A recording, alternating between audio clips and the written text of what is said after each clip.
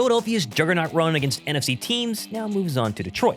The news that just dropped for the Lions is the last thing Dan Campbell and Jared Goff were hoping for. Plus what Aiden Hutchinson and Amon-Ra St said that should fire up the Birds, what one Eagle said that doesn't guarantee he'll play, and why the Lions defense is exactly what the doctor ordered for A.J. Brown. I'm Thomas Mott, this is the Thomas Mott Show.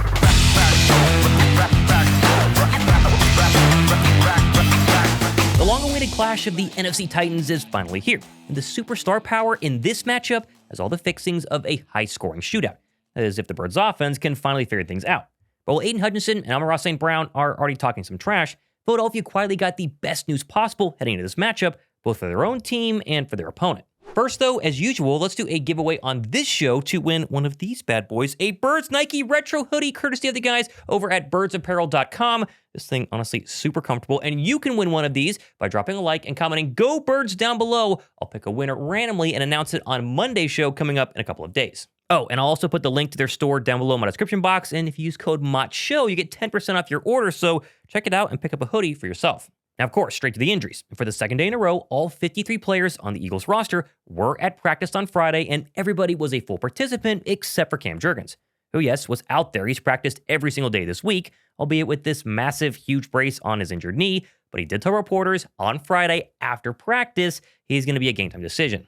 Didn't know exactly when I was going to be back or, if I'm able to be back for this game. I'm just trying to get better every day and every week. It's just, we knew we had the bye week, so didn't go on IR for that. That helps. My guess right now is that Cam Jurgens will play. That obviously could change, but he sat out the past couple of weeks. He's been rehabbing that injured knee. He has a brace. He has been practicing. Like, all the signs are there. I think he'll go. Either way, though, if he's out there, it's a major boost for Philadelphia's offensive line in more ways than one. If Jurgens does play on Sunday and the Eagles' entire offensive line starts the game and finishes the game together healthy, they've only ever done this one other time this year, and that was the Chiefs back in Week 2. That's how banged up the offensive line has been. And while, of course, Philadelphia's offensive struggles are not all O-line based, we do forget that the running game is centered around the offensive line, the play-action pass, the pass protection, scheming guys open, how much time do you have up front? It could make a big deal on Sunday. And we know Detroit is a great defensive line. We'll talk about that in a second. But if they're healthy, Jurgens is out there, and everybody plays well, it'll be the first time we actually sit back and go, oh yeah, this is the Eagle offense we've been waiting to see. Now, of course, you juxtapose the clean bill of health I just showed you with the Birds with the Lions' final injury report from Friday, and wow, yeah, everybody seems to be hurt, as Terrion Arnold, Kirby Joseph, and Sam LaPorta are all officially out. Plus, on that injury report, you saw DJ Reed, their star cornerback, and Marcus Davenport, their edge rusher. They're questionable, but Dan Campbell said on Friday they're both not ready to come back from the 21-day practice window, so two other starters are officially not going to play. Plus, Penei Sewell's been questionable. Aiden Hutchinson's going to play, but he's dealing with an elbow injury. This is a very, very banged-up Detroit team, the most banged-up team Philadelphia's probably faced the entire year. Now, of course, the big injury name has got to be tight end Sam LaPorta, who, as we stand right now this year, has been the number 2 receiving threat statistically behind Amon-Ra St. all season. He's often kind of this forgotten weapon, especially in the red zone on offense, because you're focused on all the other stars, the running back, the quarterback, the O-line, and especially St. Not having to worry about Sam LaPorta means Vic Fangio can instead put all of his focus on Gibbs, on St. on getting pressure to Jared Goff, as we'll see later in the show. Stopping one of them, heck, 2 of them, usually spells a lot of trouble for a very interesting Detroit Lions team. Also, I want to give a really quick shout out to the sponsor of today's video, SeatGeek. Philadelphia's regular season, oh my gosh, it's absolutely flying by, and your chance to actually see our Birds in person is not going to last much longer, which obviously is why SeatGeek is here to help.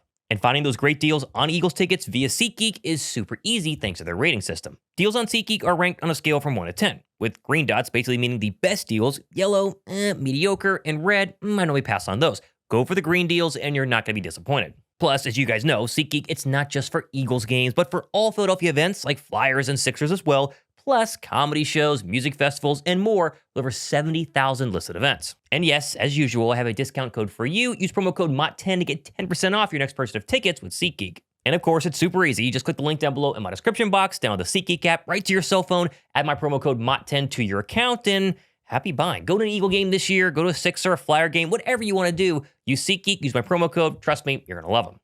Now, of course, when it comes to actually facing the Detroit Lions, this is truly the first time the Birds have really played this new look Dan Campbell and Jared Goff unit that's been wreaking havoc in the NFC for the past 3 years. As the last time they faced each other was the 2022 opener. Remember that? A.J. Brown's debut. And, well, two very different football teams because Detroit, they still went 9-8 that year. Philadelphia went to a Super Bowl, but that was the first winning season Detroit had had in 5 years. And now, with this long overdue matchup, comes plenty of trash talking, at least from one side, that is Detroit. We forget the Lions, they were the #1 seed heading into the playoffs last year, and it felt like we were on a collision course with the Lions in the NFC Championship game before they didn't hit up their end of the bargain and got waxed by the Washington Commanders. That game was absolutely nuts. And well, ever since that loss, Philadelphia has been on Detroit's mind, as Amon-Ra St. showed on his podcast this offseason. And you can really see what would happen in the NFC Championship. Not really, but like... Yeah, with a healthy defense. Yeah. Their team's not going to change much. I mean, it might change a little, but... But your team wasn't healthy. That's the thing. That's part of the game. Like, you need... But I'm saying, you would see what our healthy defense, how that operates. But it's not just Amon-Ra St. Listen to Aiden Hutchinson just this week explain how important this game is for Detroit. It's a must-win. We've had this one on our calendar. We've been looking at this one on our calendar for a long time. So coaches are going to have us ready. We're going to be ready for this game. And we really see this as a must-win. You do forget, since Philadelphia's last Super Bowl win in 2017, just how crazy every single team is whenever they face the defending Super Bowl champions. Like, every week we hear, this is a must-win. We're circling this game. We're going to give it our best. This is not a must-win for Detroit. It's important. That's still a 6-win Detroit Lions team. You can see we're already in their heads, and that bodes well for us heading into Sunday night. Still, though, if we're being totally honest, I think a lot of Bird fans are somewhat worried about this matchup, and rightfully so. I mean, this is a Detroit Lion offense that has been great for a long time, and it's coming off a 44-point drubbing of, the Washington Commanders last week? They had 550 yards, I think, and about half of it was running and half of it was passing. So they were really good, and they got a lot of talent on that side of the ball. They got the best O-line in the league. Quarterback, according to Dan's, playing the best that he's ever played. The two good running backs. The receivers are all fast. You know, it's a good unit to be calling plays for. But let me stop you right there. Yes, you can be afraid of the Detroit Lions. That's fine, but it's still a Detroit Lion team that has 3 very ugly losses on the year. And when you actually go back and watch those games, this is not the same Lion team from 2024. Detroit opened the season with that embarrassing loss on the road against the Green Bay Packers, where the vaunted Lion offensive line was worked by Micah Parsons and the Packers the entire day. Then, a few weeks later, Kansas City. Sacks weren't the Lions' downfall that game, but actually the defensive play. Patrick Mahomes had his best game of the year, throwing 3 touchdowns and running for another, shredding, again, the once vaunted Lions defense. And then, of course, most recently, their stunning loss to 9's Vikings just 2 weeks ago, where both of their previous sins combined in ugly fashion. As Goff was brought down a whopping 5 times, that's crazy. The Lions defensive line gave up 142 yards on the ground to a very lackluster Viking rushing attack. Now, pair all of that with the fact that Detroit's highly talented offense has struggled so much this year, they just ripped play calling duties away from their offensive coordinator and gave them to Dan Campbell.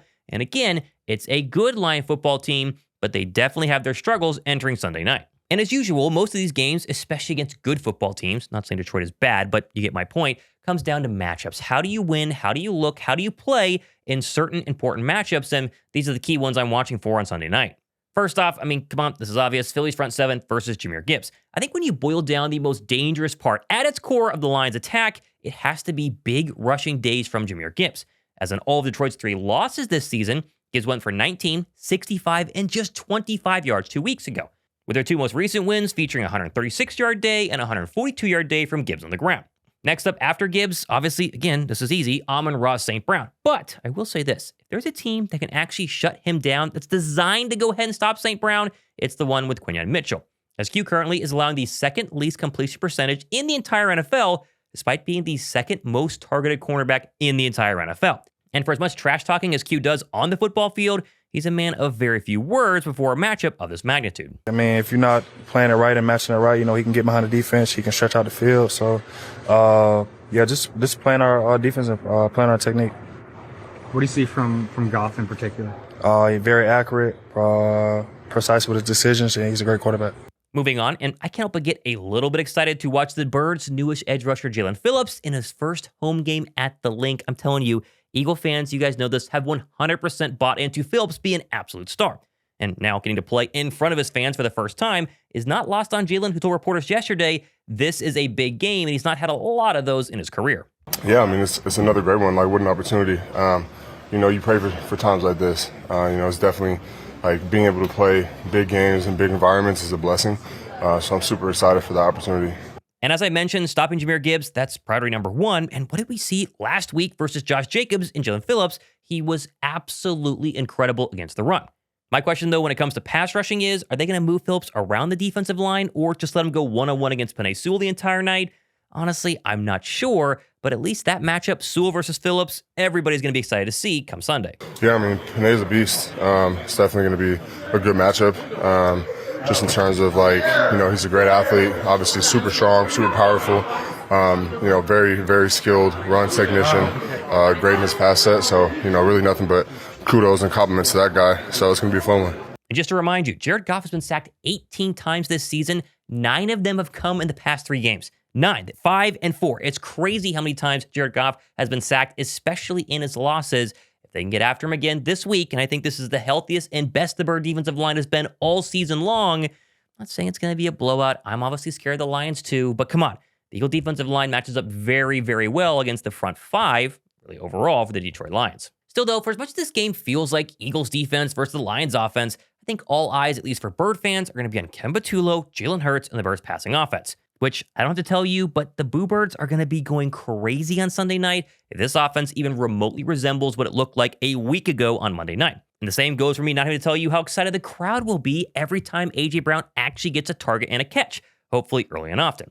Which, by the way, you do realize this is the perfect defense for A.J. to technically face on paper. The Detroit Lions have used man coverage the 4th most time of any defense in the NFL, which, of course, all 3 of A.J. Brown's touchdowns this year have come against man coverage. But of course, defenses know this, A.J. Brown knows this, hopefully Kemba Tulo knows this. Philadelphia should expect a lot less man than Detroit usually runs, and A.J. Brown said as much during his press conference just the other day. Yes, I dictate the cover. That's every single week. You know, if you look back on film, every single game, I'm getting clouded. There's no surprise. When we play Detroit on Sunday night, they play a lot of man. I'm pretty sure they're going to cloud me. That's just what comes with it, you know? And you even look back at a Denver game, playing against the best corner in the game. They started going one-on-one. I started winning. End of the game, cloud. That's just what it's going to be for me. So, like, I think it's fair for me to even say, like, I feel like we do need to do a better job of creating for me, trying to help put me in a situation to help, to, you know what I'm saying, to contribute. But right now, it just feels as if, you know, I'm just freeing it up for everybody. I think the truth of this game, it all boils down to what Kemba Tulo can do in a week following a very bad Monday night matchup versus the Packers. Do I have faith that behind the scenes, players are doing everything they can to get the offense back on track? I 100% do. But really, it comes down to Kemba Tulo's play calling to make sure Philadelphia gets off to a hot start and sustains that for 4 quarters. But what an opportunity, though. I mean, literally, they just beat a really great team in the Green Bay Packers. And if they can back that up versus another really great NFC North leading Detroit Lions, they're going to have all the tie-breaking wins against all the right opponents and maybe, just maybe, finally showcase to the world on Sunday Night Football prime time that the Eagles offense is back to its old 2024 self, and that will turn a lot of doubters back to Philadelphia's favor come early Monday morning.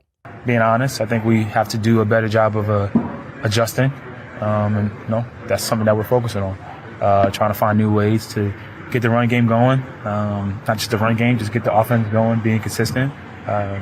And it starts from all of us. It starts from top to bottom, and that's the mindset, and that's the focus, and you know, that's the beauty of this sport. You get to come in every single day and try to get better.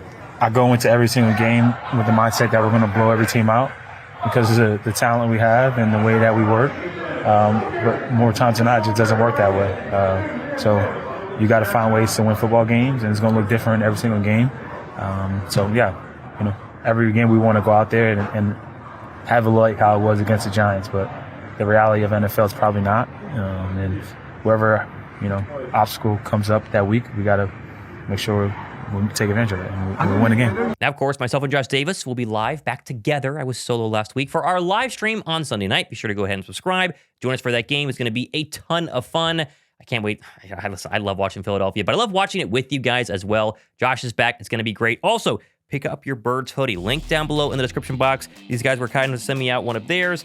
I have a couple other colors as well you'll see on future shows, but this thing is seriously comfortable, not just saying that. And obviously comment Go Birds down below to enter to win one, and use my promo code, all linked down below to pick up one of the Birds hoodies here that you see me wearing right now. Okay, plenty more stuff happening next couple of days and weeks. Go Birds on Sunday night. I'm with Mott. This has been the Mott Show. Show.